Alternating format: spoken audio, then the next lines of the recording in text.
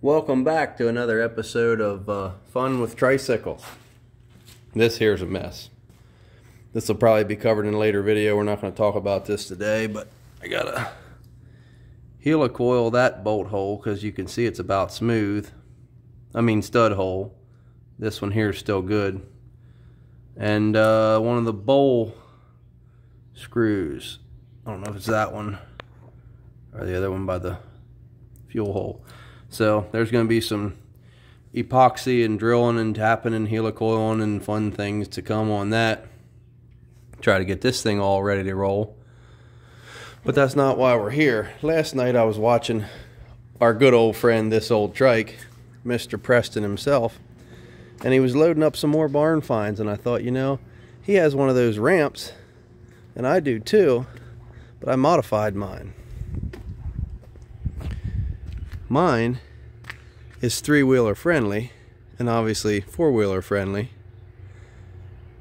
When I bought this ramp, I was hard pressed to find one this wide. I believe this is 54 inches wide. You can see to scale it's just about as wide as the tailgate. And I bought this expanded metal from a local fabrication shop. When you're trying to push a flat tire or low air three-wheeler up across these things, it likes to fall into the rungs here. So with this, you go right up across, and the bolt heads actually do give you a little bit of traction. Like here, it's kind of wet. We had some rain, and you don't want to be spinning around on a wet aluminum ramp with those big lugs like that, because it gives you a real bumpy sensation.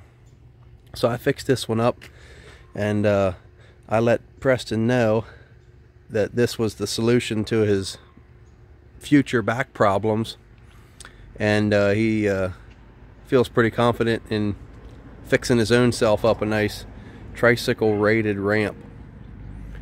So that's what he's going to do.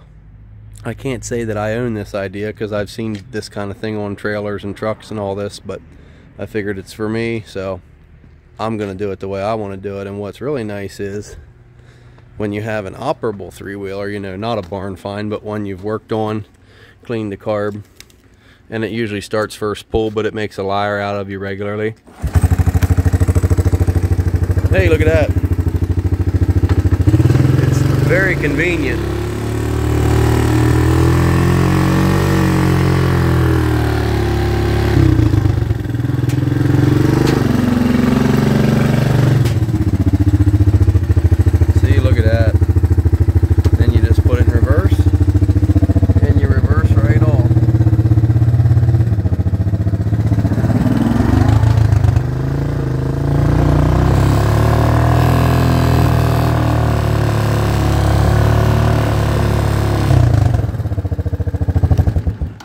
Now there's a funny story involving this ramp.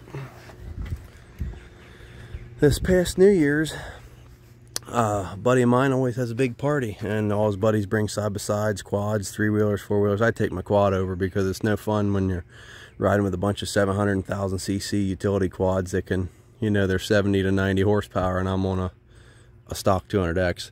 So I take my 250X and I beat that because it's a four-wheeler and I don't care. Anyway, where I was parked was a bad spot. I should have known, and I backed off this ramp. And the ramp was a lot steeper there. The front of the truck was down, so the tail of the truck was up. And when I came back off of there at this angle, the quad stayed at that angle. And I was riding the back wheels backwards in reverse, probably almost 6 feet, 7 feet. And not really knowing what I should do, I pulled the clutch in because, you know, they have a speed limiter on them in reverse so you don't get out of control. So it wasn't like I could just smack the throttle and set the front end back down. So I just basically smacked the brake and caught it in the air and flung it back over on its side. It would have been hysterical had somebody been filming, and I wish they would have. But that's my one and only complaint. If the ramp was just a little longer, now it's got some weight to it. It is aluminum, but I mean, you don't want to go adding 2 foot to it. But at the same time, it would be a lot less steep. It does fold up here. It's a pretty nice piece, but it'd be a lot less steep if it came back to here somewhere. You know, another 2 foot, it would take some of that angle away. But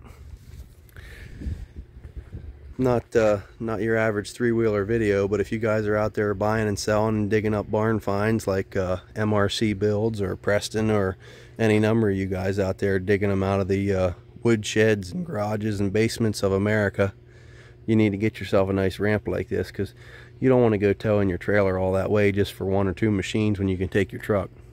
Now if you're doing a big haul like Preston does and you buy like 14 at a time, okay, then maybe you need a trailer. But as far as these ramps go, these are pretty sturdy. It's 1,200 pounds weight capacity. It's got these handy straps here. I hook them.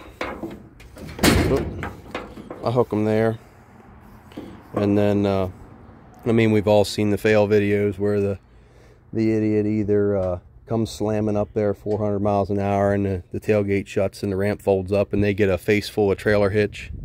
We've all seen those. And we've seen the ones where the guy gets halfway up the ramp and then decides he's launching it like he's at the gate drop of the GNCC Nationals and shoots the quad up over the truck. I mean, none of that's necessary, but it's fun to watch for us. But like I said, I got this ramp off eBay. It's 54 inches wide. The average ramp is 48. I think they're 48 or 50. And this is actually a pretty nice wide one. And went down to my local steel shop, picked up this fancy expanded steel. This is not the smooth kind. They make 2 different kinds. They make the smooth and the rough. I'll try to get even with it there. You can see it's high and low, and that does offer some good traction. I drive my 250Rs up here, 200Xs, big reds, whatever. So it is nice. I do. My back certainly thanks me for buying it. But it folds up here real nice, and then you can load it with one hand while you film YouTube videos.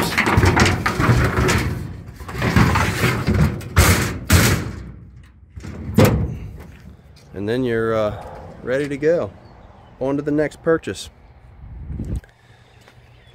So anybody that was trying to figure out how to better their ramp or make a ramp more accessible for a machine with flat tires, there you go. There's your tricycle guy tip of the day. We'll see you next time.